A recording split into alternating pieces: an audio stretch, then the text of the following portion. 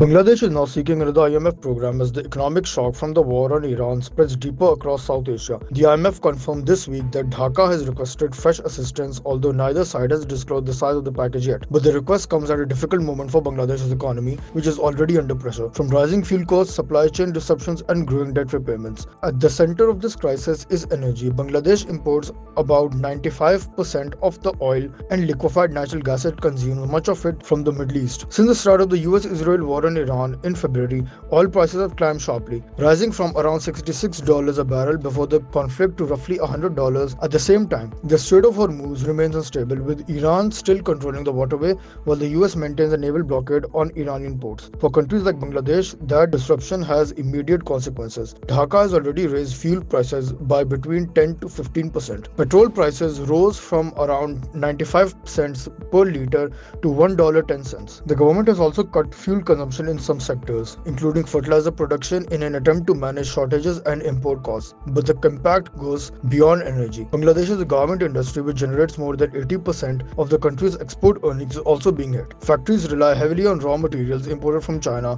much of which moves through shipping routes connected to the Red Sea and the Middle East. With those routes disrupted, transport and import costs have increased sharply. Some manufacturers now expect export orders to fall by as much as 20 to 25% in the coming season. There were also logistical disruptions earlier in the conflict, when airlines suspended flights and garment shipments bound for major retailers became stranded at airports in Bangladesh and India. Other industries are now feeling similar pressure. The price of resin, a petroleum-based raw material used in plastics manufacturing, has jumped drastically. According to Bangladeshi media reports, resin prices rose from roughly $900 per ton before the war to as high as $1,600. All of this is happening while Bangladesh is already carrying rising external debt. The country is currently in the middle of a $5.7 billion IMF program agreed in 2023. Its foreign debt reached $113.5 billion by the end of last year, according to market data. Until recently, Bangladesh was still considered at relatively low risk of debt distress compared with some other developing economies. But the concern now is that prolonged energy shocks and slower export growth could increase financial pressure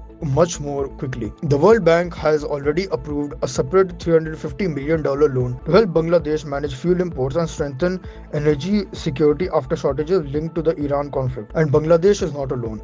The IMF has warned that the war risks worsening debt vulnerabilities globally, especially in countries already weakened by the pandemic, inflation, and rising borrowing costs. For South Asian economies that depend heavily on imported fuel, the crisis in the Gulf is increasingly an economic issue.